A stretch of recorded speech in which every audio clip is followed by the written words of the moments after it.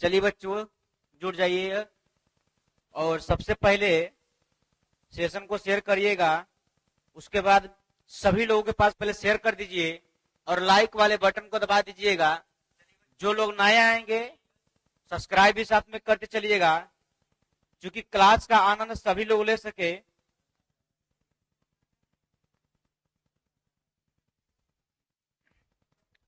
चलिए शुरू किया जाए। और आज आप लोगों का सही टाइम और सही समय पर आज हम लोग आ गए हैं, तो जल्दी जल्दी आप सभी जितने जल्दी जल्दी बाबू जुड़ जाइए। Well done. चलिए साथ में कमेंट भी अपना करते जाइएगा। सभी लोगों को कमेंट साथ में करते जाइएगा।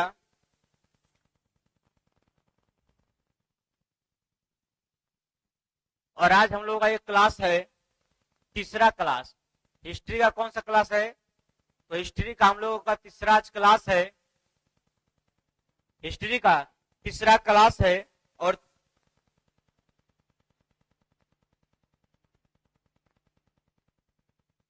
हिस्ट्री का तीसरा क्लास है। और हम लोग इस टारगेट जो हम लोगों का चल रहा है अभी, यह लिखा गया है इंटरमीडिएट के लिए, लेकिन सिर्फ हमारा इंटरमीडिएट का टारगेट नहीं है। टारगेट उन सभी कंपटीशन परीक्षाओं के लिए है जो आपके हर एग्जाम के लिए, चाहे वो कोई कंपटीशन का एग्जाम हो या आपका इंटर का एग्जाम हो, मैट्रिक का एग्जाम हो। प्रणाम गुरुजी, प्रणाम प्रणाम। चलिए जुड़िए। बिहार इंटर परीक्षा 2025, बिहार इंटर परीक्षा 2025 का सेशन चल रहा है और इसी को हम लेकर के चल रहे हैं। इसी टारगेट था, लेकिन इसके साथ साथ में हम लोगों का कंपटीशन का भी क्लास, कंपटीशन के लिए भी यह क्लास हम लोगों का इम्पोर्टेंट होगा। कंपटीशन के लिए भी इम्पोर्टेंट होगा। और इसका जो चैप्टर का नाम है ईंट मनके तथा अस्थियां। ईंट मनके तथा अस्थियां या हड़प्पा सभ्यता। क्या है? हड़प्पा सभ्यता। इसके बाद इसको हमने एक चीज और बता दिया था, सिंधु सभ्यता भी, इसी को हम लोग सिंधु सभ्यता भी कहते हैं। लेकिन उससे पहले, क्लास शुरू होने से पहले, आप सभी लोग एक बार जरूर कमेंट में अपना अपना एक टाटा वाला हाथ डाल दीजिएगा, ताकि लग जाए कि सारे बच्चे अब रेडी हो चुके हैं। और क्लास शुरू होने से पहले आप लोग कॉपी को साथ में लेकर बैठे, कॉलम कॉपी को साथ में लेकर के बैठ जाएं, क्योंकि जो चीज है एक्स्ट्रा बोली जाएगी उसे आप लोग नोट करते चलिएगा। क्या करते चलिएगा? नोट करते चलिएगा। और जिनको पीडीएफ चाहिए, पीडीएफ के लिए भी आप लोग संपर्क कर सकते हैं। पीडीएफ के लिए मैंने कल आपको पीडीएफ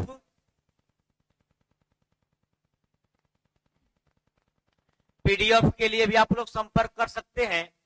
तो नंबर एक बार फिर से मैं आज के भी क्लास में लिख देता हूं। पीडीएफ के लिए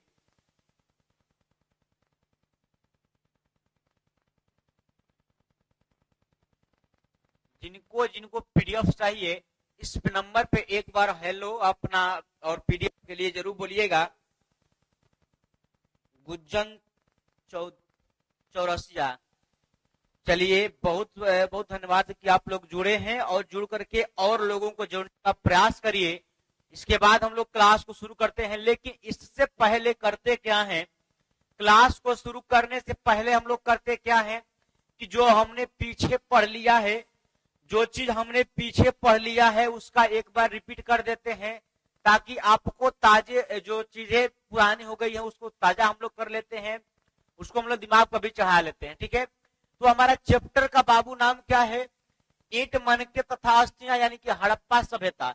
लेकिन आप लोग कहिएगा कि सर अभी तक से आप हड़प्पा सभ्यता पढ़ाए ही नहीं। जितना आपने पढ़ाया सिर्फ हड़प्पा सभ्यता करके पढ़ाया। जी जी बिल्कुल, क्योंकि मुझे सबसे पहले छत पर चढ़ने के लिए आपको पहला सीढ़ी चढ़ना अनिवार्य है। जब से पहला सीढ़ी नहीं चढ़िएगा तो छत की मंजिल पर पहुंचना संभव है। हो सकता है छलांग मारकर चले जाएं, लेकिन छिड़ जाने के बाद में बहुत जल्द नीचे भी आइएगा। इसलिए हमने सबसे पहले आपको किया क्या, पहला सीढ़ी में चढ़ाया, जिसका नाम था हम लोग कि इतिहास के बारे में जाने। जरा एक बार कमेंट में बताइएगा कि इतिहास का पिता किसे कहा जाता है। इतिहास का पिता किसे कहा जाता है। सारे बच्चों का कमेंट नहीं आ रहा है, और जब से कमेंट नहीं आएगा तब से इसे हम हटाएंगे नहीं। पहले कमेंट लाइए अपना, एक बार जरूर कमेंट बताइए क्या आवाजें फ्रेश जा रही है। बोर्ड भी दिख रहा है।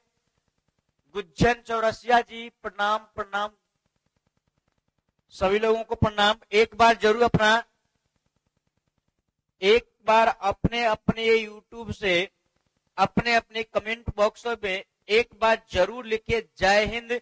इसके बाद आवाज भरे जा रहा है, आवाज में कोई दिक्कत है, बोर्ड भी दिख रहा है, यस या नो अगर दिख रहा है तो YES यानी यस लिख करके भेजिए। आज जिनको पीडीएफ चाहिए इस नंबर पे यानी 7061099227 पे एक बार अपना हेलो या हाय पीडीएफ के लिए आप लोग संपर्क उस पे कर सकते हैं, और आपको क्लास शुरू होने से पहले पीडीएफ आपके मोबाइल फोन पे चला जाएगा, आपके व्हाट्सएप पे चला जाएगा। क्लास शुरू होने से पहले आपके फोन में यानी व्हाट्सएप पे चला जाएगा। तो अभी तक से आप लोगों का कमेंट क्यों रुका हुआ है मुझे समझ नहीं आ रहा है।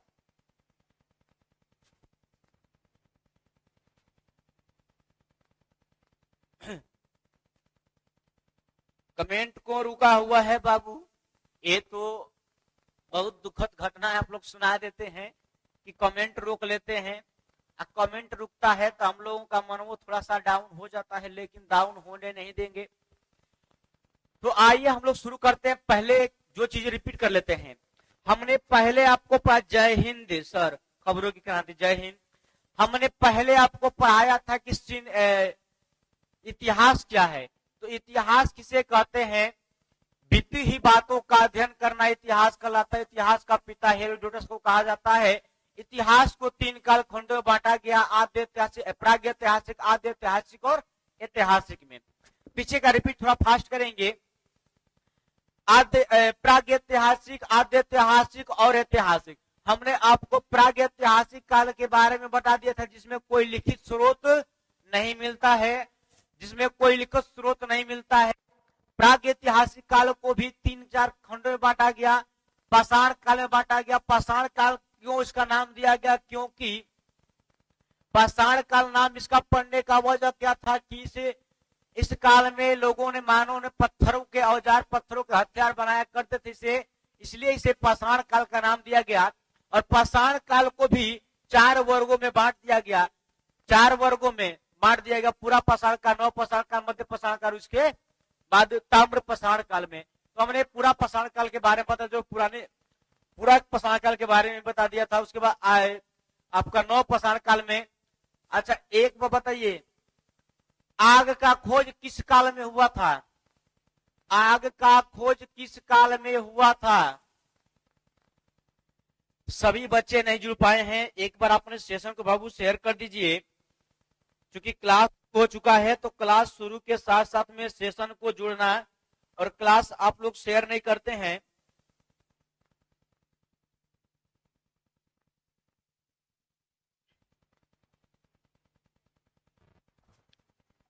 एक बार सभी लोग कम से कम शेयर करिए बाबू।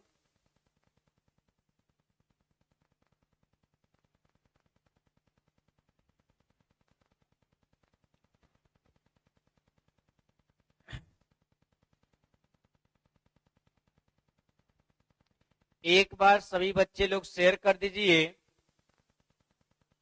क्योंकि क्लास शुरू हो चुका है। और क्लास शुरू में मजा तब आएगा जब आप लोग साथ देंगे। साथ देने के लिए आप लोगों को सेशन को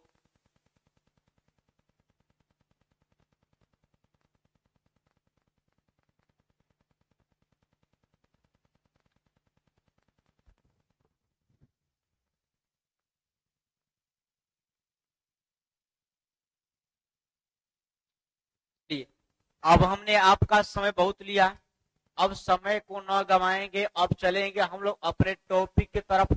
हमने आपको को पहले चीजों की रिपीट करा दिया। तो अभी आपसे पूछा कि आग का खोज किस काल में हुआ था? पूरा पाषाण काल में। मानव ने खेती करना प्रारंभ किया, आवास बनाना प्रारंभ किया। उसके बाद में मनके का खोज किस काल में हुआ था? नवपाषाण काल में। नवपाषाण काल में मानव ने आवास बनाया, कृषि किया। अच्छा, कृषि सबसे पहले किस चीज का किया था? तो सबसे पहले कृषि आपको गेहूं और जव का किया था। वह कहाँ पे उसका साक्ष्य देखने को मिलता है? तो पाकिस्तान के बलूचिस्तान में मिलता है। वह कौन दो पहाड़ियों के बीच मिलता है? तो सुलेमान और कीर्तन पहाड़ियों के बीच मिलता है। सुलेमान और कीर्तन पहाड़ियों के बीच मिलता है। सुलेमान और कीर्तन पहाड़ियों में मिलता है साक्ष्य। उसके बाद में एक चीज हम बता दिए थे कि आपको एक ही साथ में 3 लोगों का कंकाल मिला है, एक ही कब्र में 3 लोगों का कंकाल, जिसमें हमने आपको बताया था कल कि हम दिखाएंगे जरूर आपको। हमने बताया क्या था बाबू? कि कल आपको हम दिखाएंगे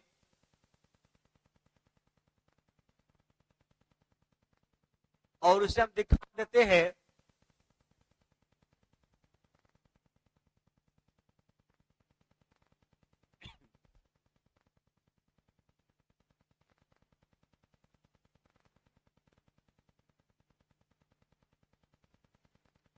यही हमारा कंकाल है और यही हम इसके साथ हमने कल बताया था आप लोगों को कि एक दूसरे से मरने के बाद भी लोग नजर मिला रहे थे। देखिए किस तरह से एक दूसरे के साथ नजर मिला करके बेचारे ताक रहे हैं। पति और पत्नी जी एक दूसरे को नजर मिलाकर ताक रहे हैं और यहाँ बिचवा में एगो छोटा सा बबुआ दिख रहा है। इस छोटा सा बबुआ का ये नजर मिला रहे हैं बेचारे और यहाँ पे एक छोटा सा बबुआ है। यानी एक ही साथ में 3 लोगों का कंकाल मिला है एक ही कब्र में। तो आपको हमने कल ही बता दिया था, लेकिन आज का काल हम लोग चलते हैं। बार बार हम लोगों का जो टॉपिक था, जो चैप्टर था, उसी को लाते हैं।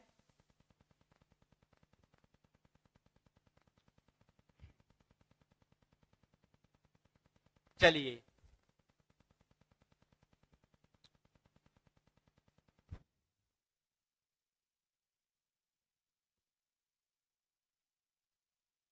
कल हम कहा था बता दें, मानव ने सबसे पहले किस धातु का खोज किया? मानव ने सबसे पहले किस धातु का खोज किया? शुभम गुप्ता। चलिए नाम के साथ साथ में क्लास पर भी ध्यान देना है और लोगों के पास शेयर भी करना है, ठीक है? और लोगों के पास शेयर भी करना है। क्लास सही समय पर हुआ है लेकिन बच्चे लेट आए हैं।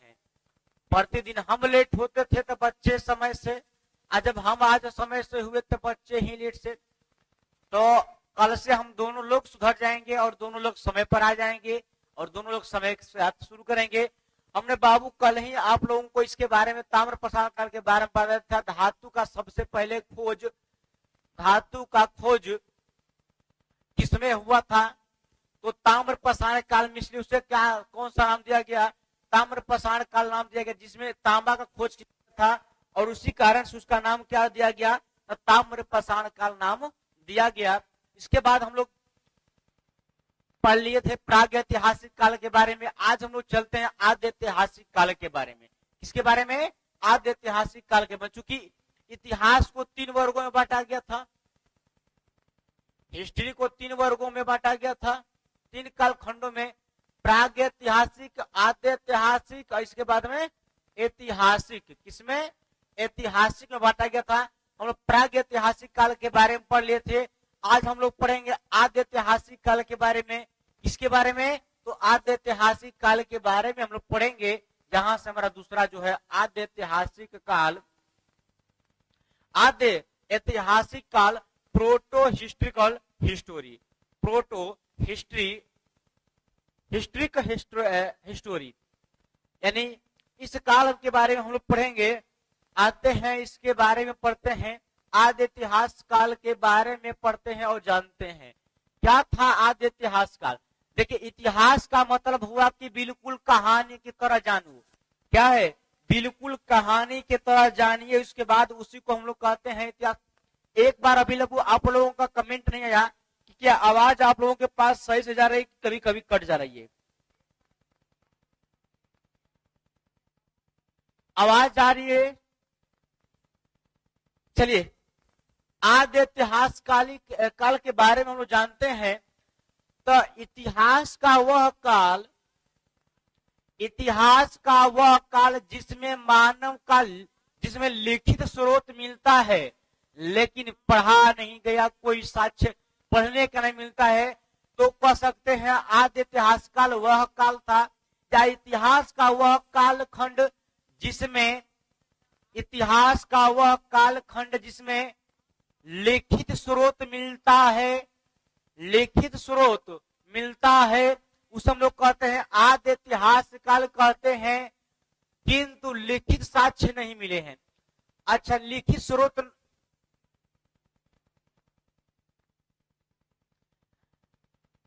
इसमें लिखी गई लिपियों को पढ़ा नहीं जा सकता था, और लेकिन लिखित साक्ष्य मिला है। जो लिखा गया था उसे हम लोग पढ़ नहीं पा रहे थे। ठीक है, क्या था हमारा बाबू? तो जो चीज लिखा गया था उसे हम लोग पढ़ नहीं पा रहे थे। वो ससुरा क्या लिखा था वही लोग नहीं जानता होगा कि हम लोग क्या लिखे थे।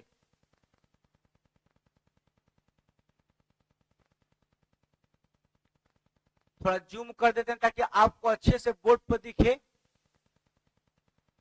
चलिए, आदि इतिहास काल, इतिहास का वह कालखंड जिसमें लिखित स्रोत मिलता है लेकिन लिखी गई लिपियों को पढ़ा नहीं जा सकता है। लिखित स्रोत तो है लेकिन लिखी गई लिपियों को पढ़ नहीं सकते हैं, हमारा आद्य इतिहास काल कहलाता है। और इस काल की जानकारी की स्रोत भी पुरातात्विक साक्ष्य से ही मिलता है। इसमें सिंधु, इसमें सिंधु सभ्यता को रखते हैं, सिंधु सभ्यता को रखते हैं, और सिंधु सभ्यता के साथ साथ में हड़प्पा सभ्यता। एक बार आपको बता देते हैं कि हड़प्पा सभ्यता का नाम हड़प्पा क्यों पड़ा। हड़प्पा सभ्यता का नाम हड़प्पा क्यों पड़ा? तो यह सभ्यता हड़प्पा नामक स्थान से खुदाई शुरू की गई थी, यानी हड़प्पा नाम जगह के नाम था हड़प्पा, वहां से ही शुरू किया गया था, इसलिए हम लोग इसे हड़प्पा सभ्यता के नाम से जानते हैं। क्या करते हैं बाबू? तो यह जो सभ्यता शुरुआत की गई थी वो कहां से की गई थी? तो हड़प्पा नामक स्थान से किया गया था, इसलिए हड़प्पा सभ्यता के नाम से इसे जानते हैं। और सिंधु घाटी सभ्यता इसी को कहते हैं। सिंधु घाटी सभ्यता क्यों कहते हैं? क्योंकि यह सिंधु नदी के किनारे बसा है, इसीलिए हम लोग सिंधु घाटी सभ्यता कहते हैं, सिंधु सभ्यता कहते हैं। जैसे अगर हम लोग कहें तो बिहार हम लोग का जो पूरा है ना, वो पूरा बिहार हम लोग का किसमें है? बिहार इस तरह से शायद हम लोगों का नक्शा है बिहार का, और बिहार जो हम लोगों का है वह किसमें है? तो हम लोग का बिहार है, इस तरह से हम लोगों का बिहार है। और बिहार जो हम लोगों का किससे, बिहार किस घाटी में है? तो आप कहेंगे कि गंगा घाटी में। चूंकि गंगा घाटी में क्यों है? तो गंगा घाटी में कौन नदी निकल के, या कर्मनाशा निकल करके आए, या घाघर नहीं, देखिए घाघर राजस्थान में हो जाएगा, घाघर नदी जो छपरा में पड़ता है, या कोई नदियां कर्मनाशा हो गई, जितनी भी नदियां हो गई है, टोटल नदियां जा करके किसमें मिलती हैं? तो वो मिलती हैं गंगा में। इसलिए हम लोग कह सकते हैं कि हम लोग किसमें है? तो गंगा घाटी सभ्यता में है। इसी तरह से यहाँ की जो नदियां थी जितनी भी आकर के वो किसमें मिलती थी? सिंधु नदी में मिलती थी, इसलिए हम लोग इसमें सिंधु घाटी सभ्यता नाम दे देते हैं। इसलिए हमारा क्या होता है? यह सिंधु घाटी सभ्यता कहलाता है। क्या कहता है बाबू? सिंधु घाटी सभ्यता कहलाता है।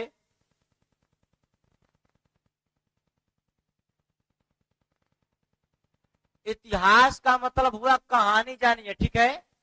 आप कुछ लोग आ रहे हैं, अपना नाम यहाँ पर अटेंडेंस भर करके 9-2-11 हो जा रहे हैं, क्लास में पढ़ नहीं रहे हैं, आ रहे हैं और जा रहे हैं, आ रहे हैं। तो जो आएंगे और जाएंगे, कल ही मैं बता दिया था, जो आएंगे जाएंगे वो जिंदगी भर आते ही जाते रह जाएंगे, कुछ करेंगे नहीं। चलिए अब आगे बात करते हैं।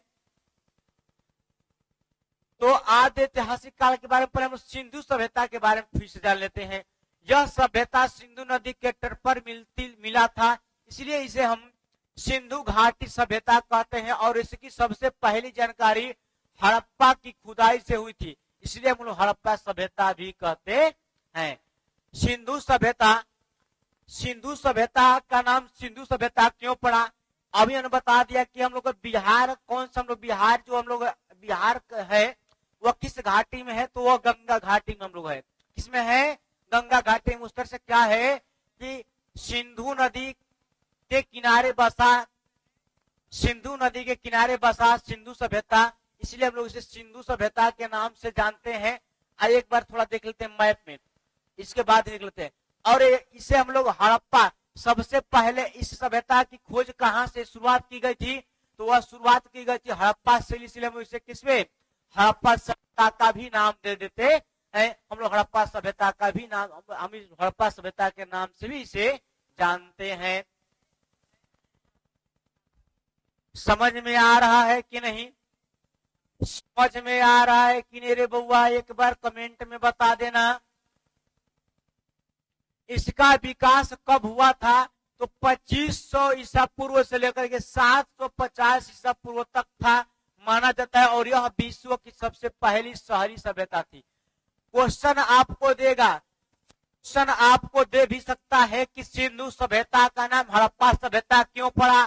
तो आपको बताना होगा कि सिंधु सभ्यता का हड़प्पा सभ्यता नाम इसलिए पड़ा क्योंकि यह सिंधु सभ्यता का नाम हड़प्पा सभ्यता इसलिए पड़ा क्योंकि इसकी जो सबसे पहले खुदाई हुई थी हड़प्पा नामक स्थान से हुआ था, और हड़प्पा नामक स्थान से होने के कारण से जो आज पाकिस्तान में पड़ता है, इसलिए हम लोग किसमें हड़प्पा सभ्यता का नाम दे देते हैं। और हड़प्पा सभ्यता का विकास किस काल में हुआ था? तो 2500 ईसा पूर्व से लेकर के 750 के क्लास में, इंटरमीडिएट वाला में आपको दे देता है, और इसके साथ साथ में हर जगह भी दे देता है। और यह विश्व की सबसे पहली सभ्यता थी। वो अभी कैसी सभ्यता? शहरी सभ्यता। क्वेश्चन आपको देगा सिंधु सभ्यता कैसी सभ्यता थी? शहरी थी, नगरीय थी? तो आपको मारना होगा कि सिंधु सभ्यता कौन सी सभ्यता थी? तो शहरी सभ्यता थी। कौन सी सभ्यता थी? सिंधु सभ्यता हमारी शहरी सभ्यता थी। और हम लोग जो प्रागैतिहासिक काल में पढ़े थे उसमें नगरीय, वो लोग क्या थे कि वो लोग थे शहरी थे। ये शहरी सिंधु सभ्यता वाले सॉरी सिंधु सभ्यता वाले शहरी, और नगरीय थे हमारा ये वाला प्रागैतिहासिक काल नगरीय सभ्यता के थे। तो आपसे क्वेश्चन देगा कि सिंधु सभ्यता किसे, सिंधु सभ्यता की कौन सा सभ्यता थी? तो शहरी सभ्यता थी। क्या थी बाबू? शहरी सभ्यता थी। सिंधु सभ्यता की जानकारी चार्ल्स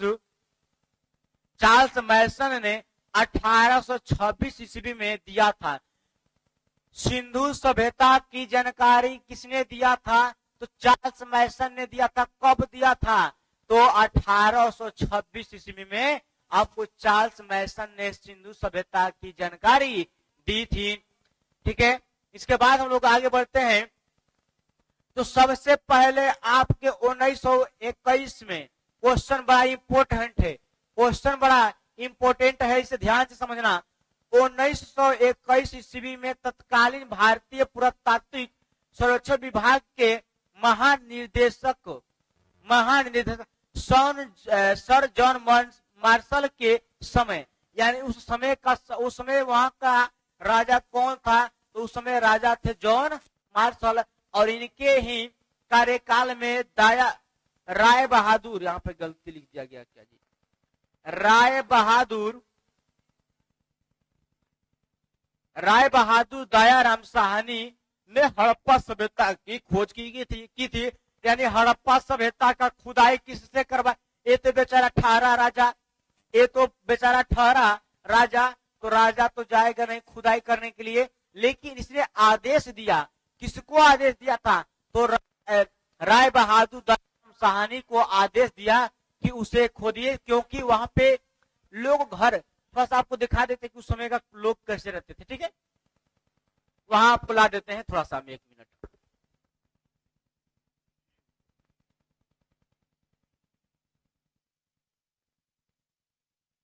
देखिए, यहाँ हमारा ये सिंधु सभ्यता और हड़प्पा सभ्यता की खुदाई थी। जहां से लोग करते क्या थे कि लोग ईंटे लेकर के अपने घर का इस्तेमाल, अपने घर बनाने में इस्तेमाल करते थे। तो राजा ने देखा, जब चार्ल्स मैसन ने देखा कि यार यहाँ से लोग ईंटें निकाल रहे हैं, कहीं वहां पे काफी संख्या में ईंट है, तो राय बहादुर दयाराम साहनी को 1921 में उसने कहा कि आप इसका खुदाई करवाइए।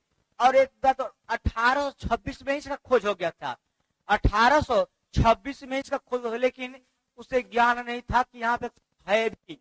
लेकिन जब लोगों ने किया क्या कि जब लोगों ने अपने ईंटों को निकाल कर, किसमें ईंट जो छिपे थे, उन ईंटों को निकाल कर अपने घर का इस्तेमाल करने लगे, तो इसने कहा कि भाई आखिर कहाँ से लोग ईंटा ला रहे हैं। तो मालूम चला, राजा साहब को बता दिया गया कि यहाँ से ईंटें निकाली जा रही है। तो उसने अपने करीबी, यानी कि करीबियों को जाते तो लोग बोलते हैं, उसने बोला राय बहादुर दयाराम साहनी जी को कि जाइए और इसका खोद यहाँ पे खुदाई करिए कि इस तरह से क्या है। तो राय बहादुर दयाराम साहनी के द्वारा हड़प्पा सभ्यता की खोज की गई थी, यानी हड़प्पा सभ्यता की खुदाई भी अगर देगा तो राय बहादुर दयाराम साहनी के द्वारा। और कब किया था? 1921 ईस्वी में। यह क्वेश्चन बड़ा इंपॉर्टेंट है, यहाँ से क्वेश्चन देता है। जय हिंद सर, बहुत लेट आए बाबू। ठीक है बाबू, जितने लोग आए हैं बहुत लेट आए हैं, समय आपका हो गया था और 12 बजे ही आपका क्लास स्टार्ट हो चुका था। करीब आपको आधा घंटा आप लोग लेट आए हैं। ठीक है, तो ये हमारे हड़प्पा सभ्यता का ये हमारा उस समय का ये काल था। और इसे देख लीजिए एक बार, थोड़ा जूम करके दिख लगाते हैं आपको कि किस तरह से लोग बनाए थे और कैसे कैसे सिंधु सभ्यता के बारे में मिलता है। ठीक है, इसके बाद आगे हम लोग बढ़ते हैं।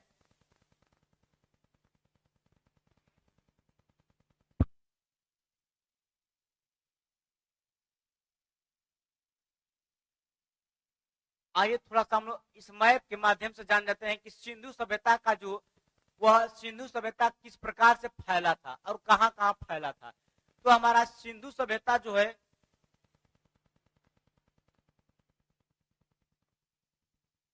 देखिए सिंधु सभ्यता हमारा त्रिभुजाकार इस प्रकार से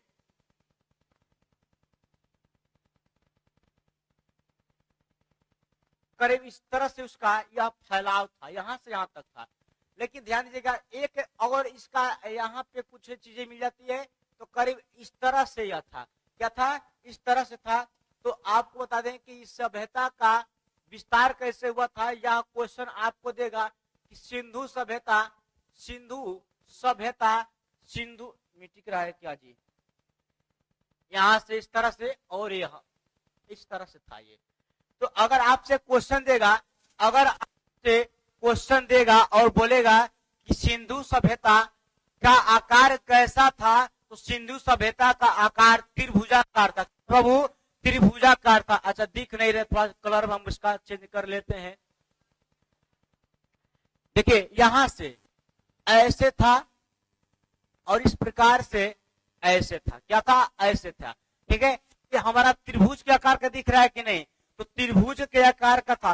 देखिए पूरा त्रिभुज के आकार का तो है नहीं, लेकिन हम लोग त्रिभुजाकार इसे मान लेते हैं, क्योंकि त्रिभुज का हमारा मतलब इससे होता है, इस तरह से होता है। लेकिन त्रिभुजाकार दिखना है तो हम इसे क्या मान लेते हैं? अगर कहे तो समोसा मान सकते हैं। समोसा की तरह हम लोग की सिंधु सभ्यता का जो आकार था कैसा था? त्रिभुजाकार था। क्वेश्चन आपको देगा कि सिंधु सभ्यता का आकार किस प्रकार का था, तो आप बताइएगा कि त्रिभुजाकार था। यहां से लेकर के यहां तक फैला था, यहां से लेकर के यहां तक फैला हमारा इंडिया था, और यहां से लेकर के करीब इस तरह से हमारा फैला हुआ था। पाकिस्तान का भी कुछ हिस्सा था, इधर आपका उत्तराखंड था। इसके बाद में आपको गुजरात में भी फैला देखने को मिलेगा कुछ चीजें, और आपको यहाँ पे जम्मू कश्मीर में देखने को मिल जाएगा। सारी बारी बारी पढ़ेंगे कि कहाँ कहाँ हमको इसका साक्ष्य मिला है। ठीक है, देखिए क्लास के कल की तरह मजा नहीं आ रहा है, बिल्कुल नहीं।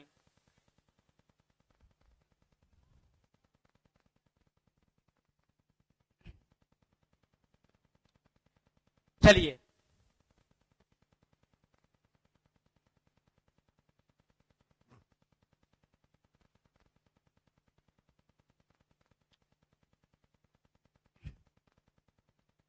यहां तक ने हमने बउआ बता चुका था रे क्या कि दयाराम साहनी ने करवाया था खोज सिंधु सभ्यता का सर्वेक्षक जेम्स कनिंघम ने 1853 में दिया था। यह लगभग 13 लाख वर्ग किलोमीटर में फैला है। यह जो फैला है सिंधु सभ्यता कितने में, तो 13 लाख वर्ग किलोमीटर में फैला है। कितने में फैला है तो 13 लाख वर्ग किलोमीटर में इसकी जो क्षेत्रफल है फैली है। कभी दिया है क्या जी? लॉर्ड कर्जन ने 1904 में पुरातत्व विभाग की सभ्यता की किया था, जिसका महानिदेशक जॉन मार्शल थे। कौन थे? John Marshall. अभी हमने बताया कि सिंधु सभ्यता का जो आकार कैसा था, सिंधु सभ्यता का आकार त्रिभुजाकार था, त्रिभुज के आकार का था। हम अभी आपको फिगर के माध्यम से बताया कि त्रिभुजाकार था, त्रिभुजाकार था। इस तरह से हम लोगों का इंडिया का मैप है, बनाने तो नहीं आता है, इस तरह से है और यहाँ से इस तरह से फैला हुआ हमारा यह सिंधु सभ्यता है। कह दे तो बिल्कुल समोसे की तरह एकदम है। क्या है? बिल्कुल समोसे की तरह है। आवाज में कोई दिक्कत है तो एक बार जरूर कमेंट में बताओ रे बउआ कि आवाज में दिक्कत है। आवाज में अगर दिक्कत है तो एक बार बता दे रे बउआ कि हाँ आवाज में दिक्कत है। इसके बाद सिंधु सभ्यता का विस्तार कहां से कहां तक था, तो हम लोग पढ़ेंगे अगला सिंधु सभ्यता के विस्तार के बारे में। तो सिंधु सभ्यता का विस्तार कैसे कैसे फैला था एक बार यहाँ पे आप लोगों को दिखा देते हैं।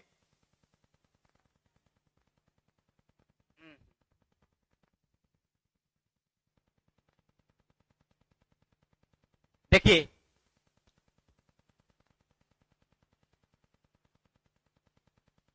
ऊपर में उत्तर, नीचे में दक्षिण, इधर हो गया पूरब, इधर हो गया पश्चिम। ऊपर में उत्तर, उत्तर दक्षिण पूरब पश्चिम। उत्तर याद कर लीजिए दिशा, चूंकि दिशा नहीं सर आवाज, क्या आवाज फ्रेश नहीं जा रहा है?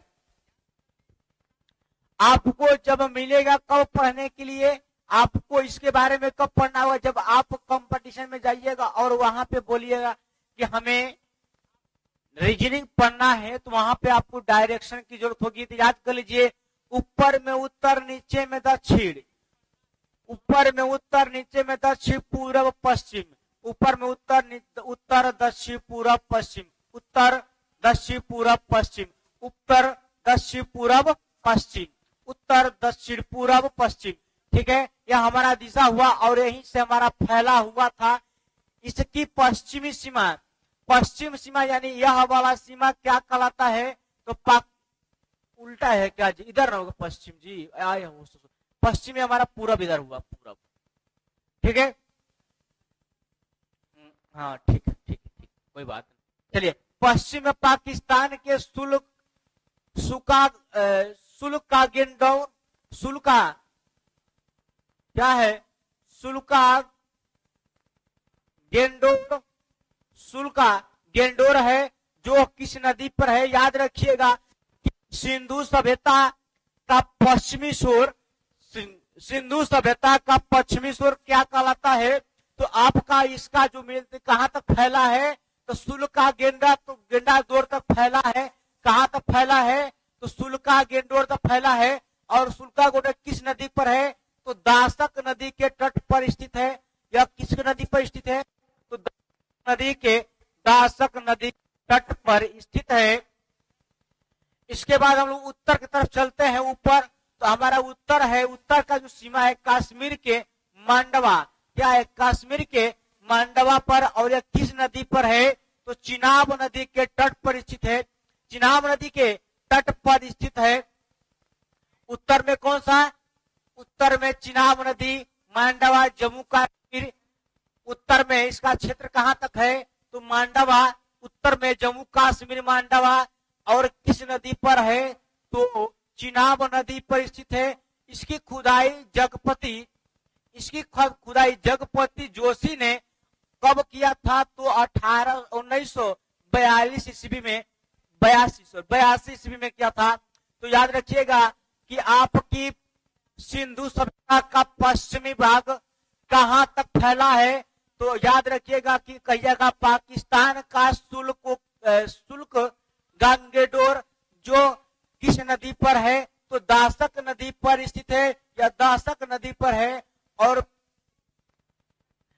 उत्तरी सीमा क्या होगा? तो कश्मीर का मांडवा जो किस नदी पर? तो चिनाब नदी पर है। किस पर है? चिनाब नदी पर स्थित है। इसकी खुदाई किसने किया था? तो जगपति जोशी ने किया था। और कब किया था रे बउआ? 1982 में किया था। समझ रहे हैं कि आप लोगों को अगर चुटकुला नहीं मिल पा रहा है तो आप लोग आनंद नहीं ले पा रहे हैं। क्या कर रहे हैं? चुटकुला नहीं मिल पा रहा तो आप लोग आनंद नहीं ले पा रहे हैं। तो 1 मिनट थोड़ा सा आप लोगों को हम समय लेंगे, उसके बाद चुटकुला आप लोगों को जरूर सुनाएंगे। ठीक है?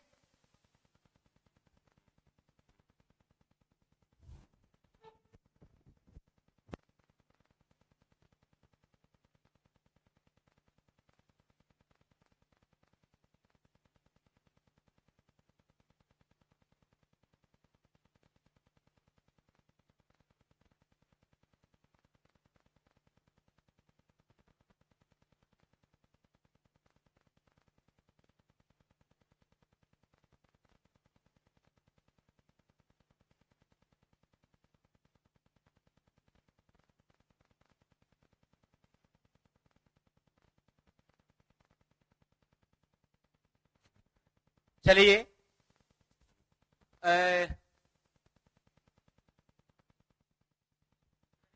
जी जरूर। क्या लिख रहे हैं जूली कुमारी कि सुत, क्या गलती लिखा गया है? अच्छा हाँ, सुत का गेंडोर होगा, सुत का गेंडोर होगा। और यहाँ से आपको यह कहाँ पे पड़ता है? तो पाकिस्तान पे पड़ता है। और किस नदी पे? तो दासक नदी पर स्थित है। कभी कभी मिस्टेक से हो भी जाता है, गलती। Hi sir, hello please. Priyanshu ji, आप बहुत लेट आए। कल आप समय से आए थे, आज लेकिन लेट आ गए। क्यों रे? क्यों बउआ? ऐसे नहीं किया जाता है, समय पर आ जाना चाहिए क्लास में।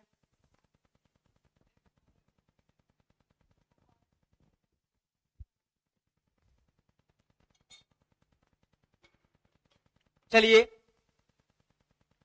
यहां पे बाबू अब आगे बढ़ते हैं।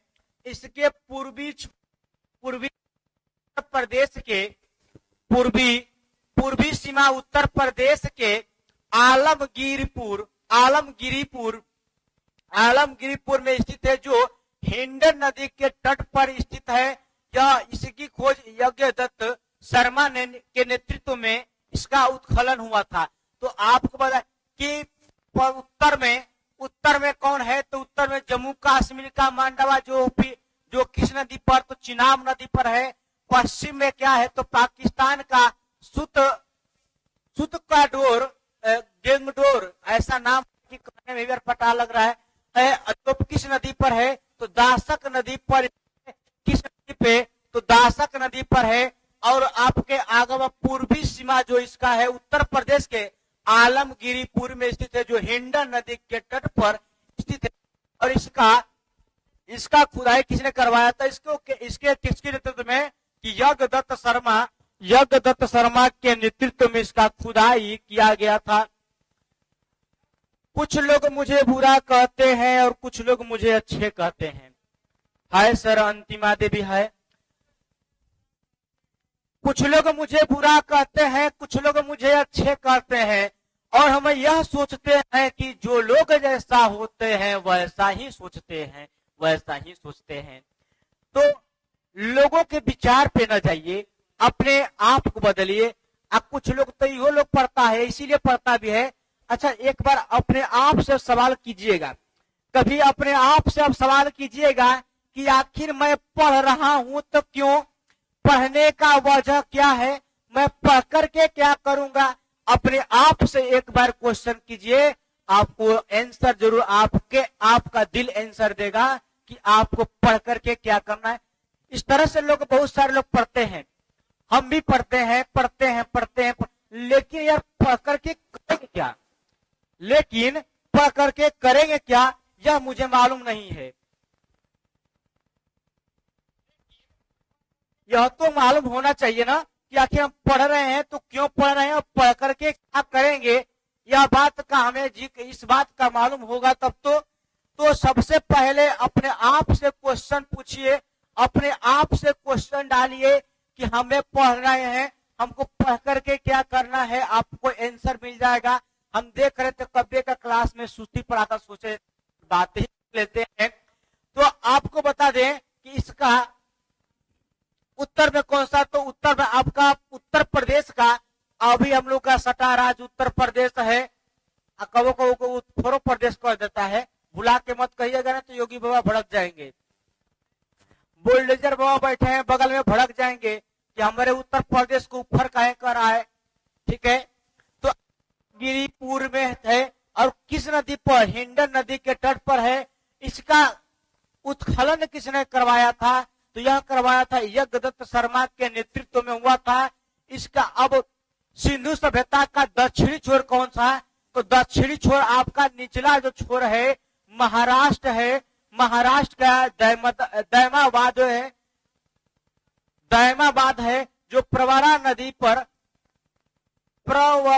नदी के तट पर थी। यहाँ से धातु का एक रथ इक्का गाड़ी का प्रमाण भी मिला है। यानी आपके महाराष्ट्र से आपको क्या मिला है, तो महाराष्ट्र से एक गाड़ी का इक्का भी मिला है। गाड़ी का इक्का यानी इक्का की गाड़ी, इक्का का मतलब कि रिक्शा उक्सा आप लोग देखते हैं, साइकिल बैलगाड़ी गाड़ी देखते हैं, बैलगाड़ी देखते हैं ना, बैलगाड़ी, तो बैलगाड़ी का भी साक्ष्य आपको महाराष्ट्र से मिला है। और किस नदी पर, तो परवरा नदी के तट पर है। यहाँ से धातु का, यह भी किसका रथ था, तो धातु का बना हुआ रथ था। कैसा रथ था, तो धातु का बना हुआ रथ था। इसके बाद आगे बढ़ते हैं, एक बार कमेंट में बताइए कि यहाँ पे तक समझ में आया कि नहीं। एक बार कमेंट में बता दे रे बउआ कि यहाँ तक समझ में आया कि नहीं। आप लोगों का कमेंट नहीं आता है तो बिल्कुल मजा भी नहीं आता है। जब से कमेंट नहीं आएगा तब से मजा नहीं आएगा क्लास में। उसके साथ में सेशन को शेयर भी करिएगा तब आएगा, और नहीं तो बउआ आनंद बिल्कुल नहीं आएगा। क्लास में बैठ करके आनंद आएगा तब। यस सर, अच्छा समझ में आया बाबू, बहुत सुंदर। Juli Kumari, yes sir. S Shubham Gupta, चलिए बाबू बहुत सुंदर कि आप लोग समझ रहे हैं और कंटिन्यू क्लास पढ़ रहे हैं। कुछ बच्चे ऐसे भी हैं जो क्लास भी नहीं करते हैं, तो आप लोग अभी नहीं करते। देखिए होता क्या है, आज कर लेंगे कल कर लेंगे, लोग यही कहेगा कि चलिए यूट्यूब पर रहेगा ना, अरे आज नहीं करते हैं कल कर लेते हैं। लेकिन इस बात का ध्यान रखिएगा कि आज आपने इस क्लास को नहीं किया, अगर यही क्लास बाद में करेंगे तो आपको बहुत सारी दिक्कतें होगी। वो क्या दिक्कत होगी, पहला दिक्कत आपको यह होगी कि अगर आपको कुछ में समझ में भी नहीं आया तो आप सवाल पूछ हैं। चूंकि दोबारा कमेंट बहुत कम ही लोग देख पाते हैं, हालांकि हम देखते रहते हैं कमेंट कि कमेंट क्या क्या बच्चों का या क्या क्या लोगों का कमेंट आ रहा है, देखते रहते हैं। लेकिन बहुत कम कमेंट देख पाते हैं लोग, तो वहां पे दिक्कत आपको होगा। दूसरी बात कि आपको यूट्यूब पे रहेगा वीडियो, बाद में देखिएगा तो पीडीएफ भी नहीं मिलेगा।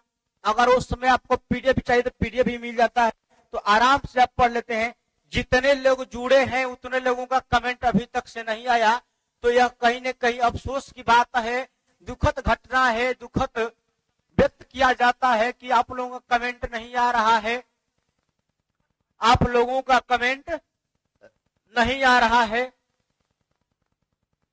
चलिए अब बात कर लेते हैं कि सिंधु सभ्यता के लोगों का सामाजिक जीवन कैसा था।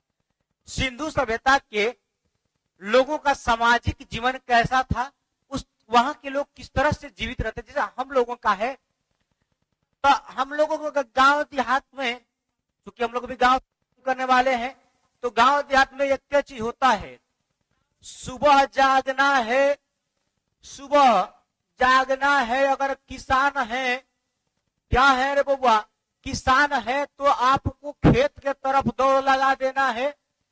और नहीं अगर जॉब वाले हैं, जॉब वाले हैं तो आपको अपने ड्यूटी की तरफ दौड़ लगा लेना है। अगर आप छात्र हैं तो विद्यालय और कोचिंग के तरफ दौड़ लगा लेते हैं, विद्यालय और कोचिंग के तरफ दौड़ लगा लेते हैं। लेकिन जरा सोचिए कि और जो घर के लोग होते हैं, जो घर के रसोइया लोग होती हैं, वो खाना में स्टार्ट हो जाती हैं कि खाना क्या बनाया जाए, खाना क्या बनाया जाए। आज सबसे बड़ी समस्या ये होता है, सास बहू में झगड़ा, सास बहू में झगड़ा।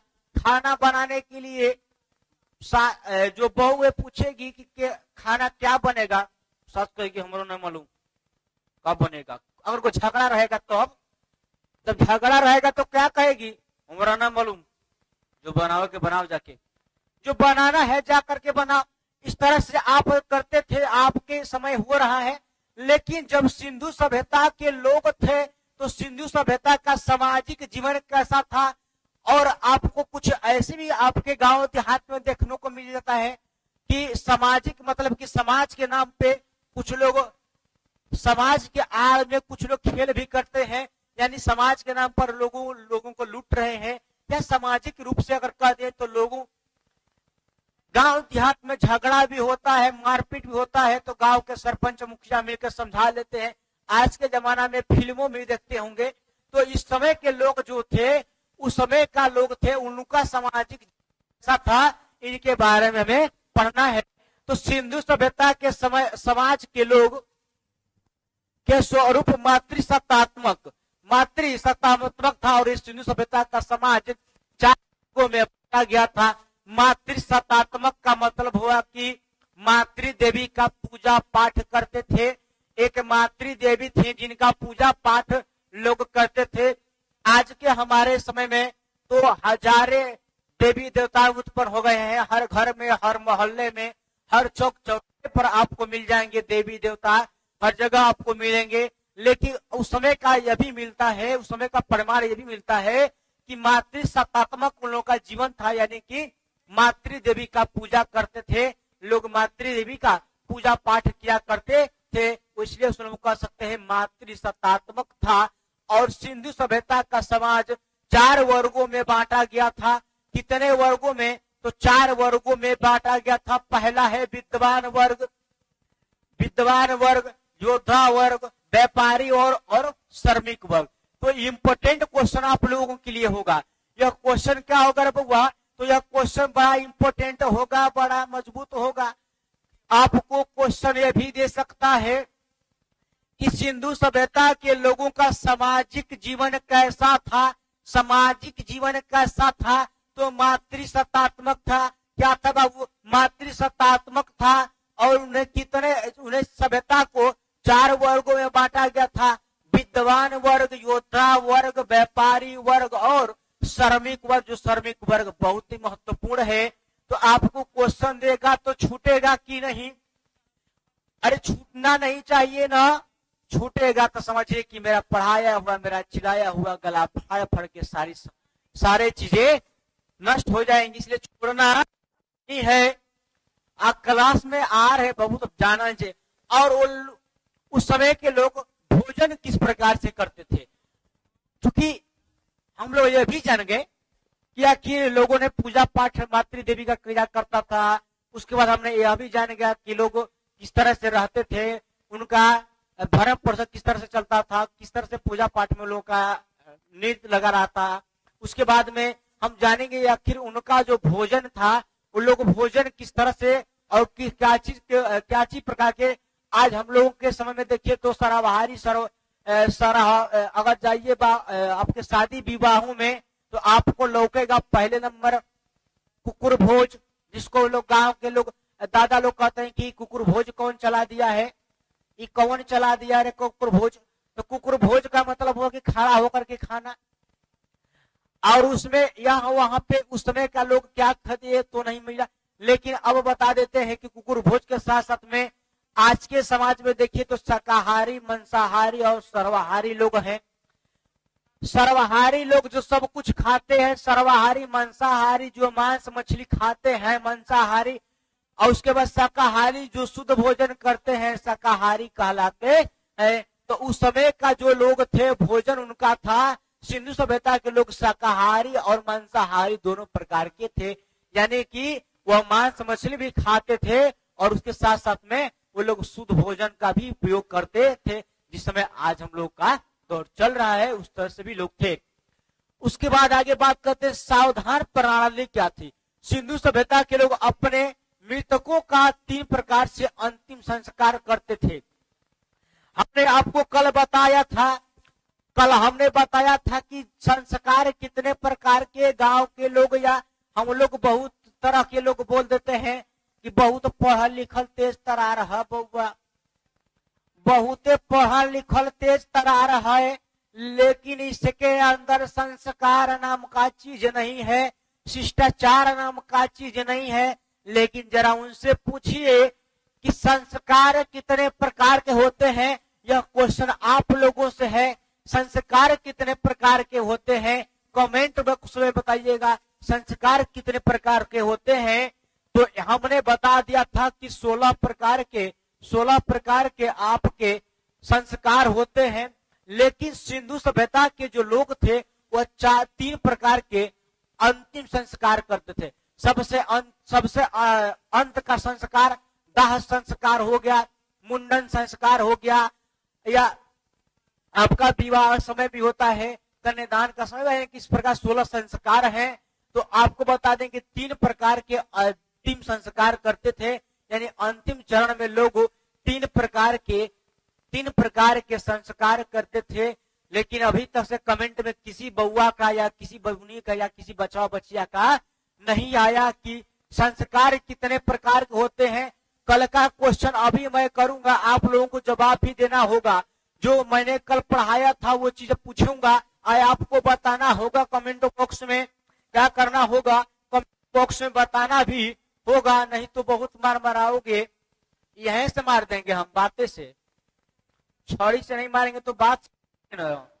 चलिए आता है पूर्व सावधान।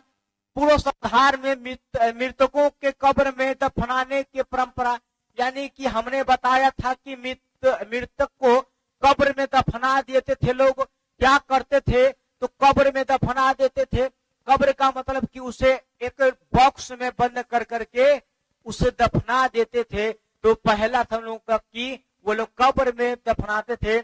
उसके बाद आंशिक सावधान का मतलब हुआ कि मृतकों के शरीर को जंगल में रख देना। जब पशु उसके मांस को खा लेते थे तो हड्डियों को दफना देते थे। बारे बाबू जरा ध्यान दीजिए कि उन लोगों ने 3 प्रकार से संस्कार, दाह संस्कार किया, अंतिम संस्कार किया करता था। पहला था कि लोग करते क्या थे, कब्र में दफना देते थे। किसमें दफना देते थे, कब्र में। उसके बाद हम लोगों का दूसरा है कि आंशिक रूप से। तो आंशिक सावधान क्या था, आंशिक कि इसमें लोग मृत्यु शरीर को यानी शव को लेकर के जंगल में छोड़ देते थे, जब तक से उनके जानवर जो है, जानवर जो जंगल के जंतु जानवर है यानी पशु लोग हैं, चाहे जो भी कुछ है, चिड़िया चुरुंग जब से खा नहीं जाता था, उनके मांस को चबा नहीं खा नहीं जाता, कुछ जब कंकाल बचता था तो उसे ला करके लोग क्या करते थे, कंकाल को लेकर के उसे हड्डियों को दाना डाल देते थे, यानी कि दफना देते थे, हड्डियों को दफना देते थे। जरा सोचिए कि जिस तरह से आज गोरू भैंस को फेंक देते हैं, उस समय के लोग उस तरह से फेंक देते थे। उस समय के भी लोग क्या करते थे कि जो व्यक्ति मर गया तो मरने के बाद में उसे क्या कर जाता था, जंगलों में फेंक देता था। जब तक से उसे नहीं गाड़ा जाता था, तब तक से नहीं गाड़ा, जब तक से उसके मांस को चिड़ई चुरंज न खा जाए, चिड़िया या पक्षियां जो मांस खाने वाली चीजें हैं न खा जाए, तब तक से उन्हें छोड़ देता था। और जब खा लेते थे तो उसे क्या करते थे, उसे क्या करते थे रे बउआ, तो लिया करके मिट्टी में दफना देते थे।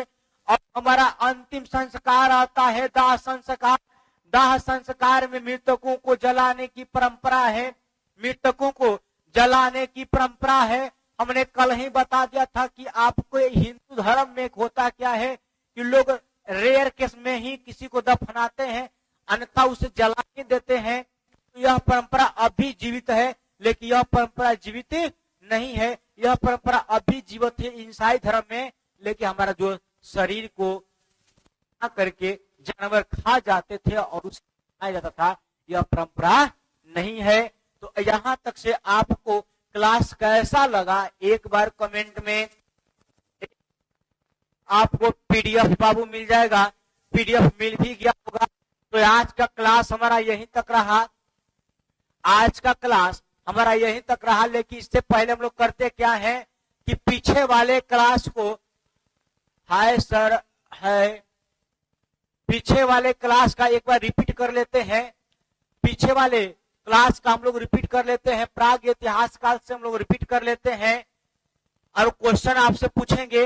अब आप अपने कमेंट बॉक्स का खोल लीजिए और उसमें आंसर सरासर आंसर देते जाइएगा, आंसर देते जाइएगा। तो पहला प्रश्न बता दीजिए कि आग का खोज किस काल में हुआ था, आग का खोज किस काल में हुआ था, पहले बता दीजिए। हम दिखाएंगे नहीं तो दिख कर बता भी देगा तुम लोग। आग का खोज किस काल में हुआ था, कमेंट में फास्ट आना चाहिए बाबू। 29 लोग देख पा रहे हैं, लेकिन लाइक बहुत कम लोगों का है, लाइक बहुत कम लोग किए हैं। 29 लोग जुड़े हैं, 29 लोग क्लास में बैठे हैं, देख रहे हैं, लेकिन सभी का लाइक और नहीं जा रहा है, सभी का कमेंट नहीं आ रहा। पूरा पाषाण काल में, चलिए एक बाची का आया, एक बबुआ का आया, जूली कुमारी का आया। पूरा पाषाण काल में, किसमें, पूरा पाषाण काल में सारे लोग का आंसर आना चाहिए। आग का खोज किस में हुआ रे बउआ, किस काल में हुआ, इंपोर्टेंट क्वेश्चन है। आग का खोज किस काल में हुआ, तो आपका आग का हुआ पूरा पाषाण काल में, पूरा पाषाण काल में। कुत्ता को लोग कब पाले, कुत्ता को लोगों ने कब, किस काल में पाला, कुत्ता को किस काल में पाला गया, कुत्ते को किस काल में पाला गया। बहुत सुंदर, जितने लोग जुड़े हैं एक बार आप लोगों से अपील होगा कि अभी आप लोग आंसर देते जाइए और आप लोग 12 बजे रे बउआ, 12 बजे तक आ जाइए क्लास में, 12 बजे रेडी हो जाइए पढ़ने के लिए। कितने बजे, 12 बजे रेडी हो जाइए। चलिए आपका आंसर भी आ रहा है, मात्र एक बच्चा का या बाकी लोगों का नहीं आ रहा है। कुत्ता को किस काल में पाला गया था, मानव ने सबसे पहले कुत्ता को पालना किस काल में आरंभ किया था, किस काल में आरंभ किया था, तो बताए मध्य पाषाण काल में। मध्य पाषाण काल में बिल्कुल नहीं है। कुत्ता को लोगों ने नव पाषाण काल में, कुत्ता को नव पाषाण काल में पालना शुरू किया। इसके बाद में आपको जो सबसे पहले लोगों ने कृषि किया, लोगों ने कृषि करना, खेती किया, और खेती का साक्ष्य कहां से मिला है, पाकिस्तान के बलूचिस्तान से, पाकिस्तान के बलूचिस्तान से। और कितना वर्ष पूर्व, तो 7000 ईसा पूर्व। किन दो पहाड़ियों के बीच, तो सुलेमान और कीर्तन पहाड़ियों के बीच। कल का क्लास रिपीट कर रहे हैं जी। और बुर्ज होम में, यह कश्मीर के अवस्थित है, यहाँ से गर्तवास का प्रमाण मिला है, यहाँ से मालिक के साथ कुत्तों को भी दफनाया गया है। तो अगर आपसे क्वेश्चन देगा कि मालिक के साथ कुत्ते को कहां पे दफनाया गया है, तो कहां पे, बुर्ज होम में। कहां पे बउआ, बुर्ज होम में दफनाया गया है, बुर्ज होम में दफनाया गया है। इसके बाद आपको देगा कि मेहरगढ़ के, जो हम लोगों का सुलेमान और कीर्तन पहाड़ियां हैं, कहां पे हैं, तो मेहरगढ़ में, ठीक है, कहां पे, मेहरगढ़ में। बाकी आज का क्लास कैसा लगा एक चीज आपको आप लोगों के लिए क्लास के बारे में बात कर देते हैं। मैंने बाबू का आप लोगों को कल थोड़ा सा आप लोगों के साथ में अन्याय कर दिया, लेकिन आज अन्याय नहीं होने देंगे। कल हम बताए कि 3 बजे, कितने बजे रे बउआ, तो 3 बजे हम आएंगे आपको संविधान को लेकर के, क्या बोले थे, संविधान को लेकर के। लेकिन हमने क्लास आप लोगों का क्यों नहीं ले पाया, थोड़ा सा एडिटिंग हम लोग कर रहे पिछले से, हम लोग क्लास नहीं ले पाए। लेकिन आज हम लोग क्लास लेंगे, आज आपका क्लास होगा। आज क्या होगा, आपका क्लास होगा। इसके साथ में आपको ये भी बता दें कि आप सभी लोग पीडीएफ के लिए इस नंबर पे कांटेक्ट कर सकते हैं। पीडीएफ के लिए आपको पीडीएफ मिल जाएगा, और इस पीडीएफ के लिए अपना एक बार कांटेक्ट में नाम लिख करके भेज दीजिएगा, और उसके साथ में लिखिएगा कि सर पीडीएफ, सर पीडीएफ लिखिएगा। यह जान जाएंगे कि आपको पीडीएफ की आवश्यकता है। किसकी आवश्यकता है, पीडीएफ की आवश्यकता है। क्या है, पीडीएफ की आवश्यकता है। बाकी आज का क्लास कैसा लगा, आज का क्लास में आया कि नहीं आया, आज का क्लास समझ में आया कि नहीं आया, एक बार जरूर कमेंट में लिख दो रे बउआ। और चलते हैं हम लोग, मिलेंगे आप लोगों, फिर से मिलेंगे संविधान को लेकर के, संविधान के बारे में पढ़ेंगे। लेकिन पढ़ने से पहले आप लोगों को जो पढ़ा दिया गया है उसे देख लेना है। जो चीजें पढ़ा दिया गया हो उसे एक बार देख लेना है, ताकि क्वेश्चन जब आप लोगों से किया जाए तो आंसर कमेंट बॉक्स से भर जाना चाहिए। जब क्वेश्चन आपसे किया जाए तो कमेंट बॉक्स से भर जाना चाहिए कमेंट।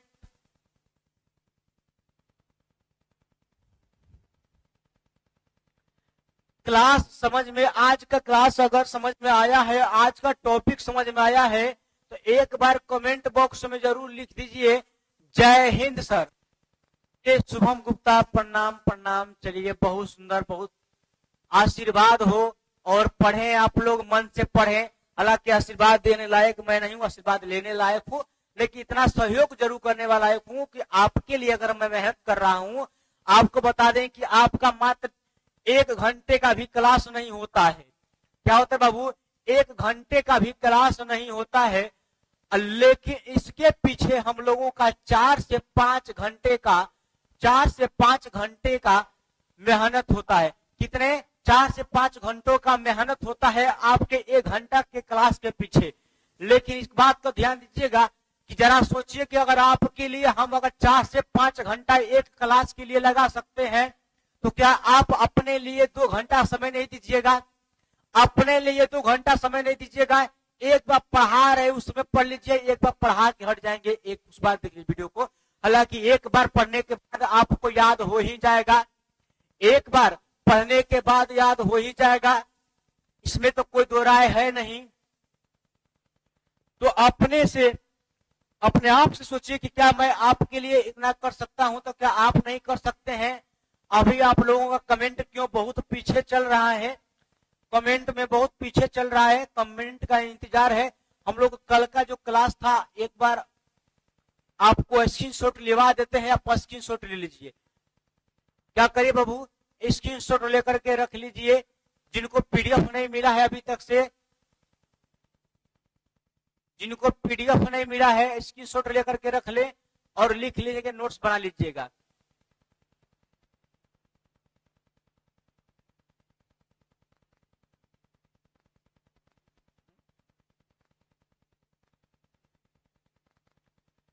चलो बुआ, स्क्रीनशॉट ले लीजिए एक बार।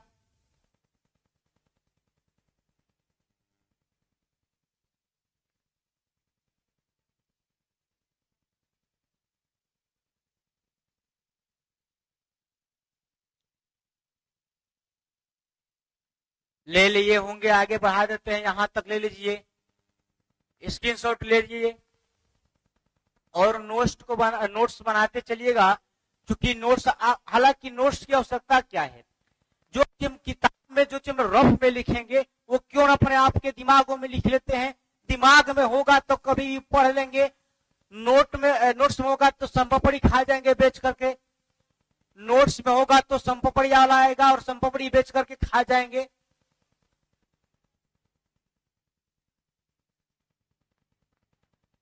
चलिए आगे बढ़ जाते हैं, फटाफट करिए।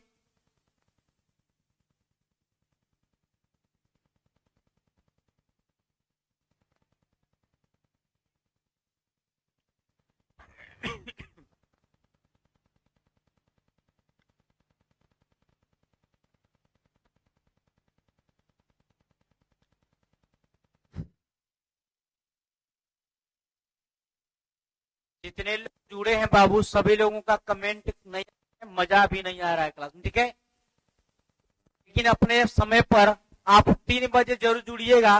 आप लोग 3 बजे जरूर जुड़िएगा और जुड़ करके क्लास का आनंद लीजिएगा। 3 बजे, शाम 3 बजे जुड़ करके क्लास का आनंद लेना है। क्या करना है? शाम 3 बजे जुड़ करके क्लास का आनंद लेना है। बाकी चलते हैं, हम लोग मिलेंगे शाम 3 बजे। तब तक के लिए जय हिंद, जय भारत, वंदे मातरम।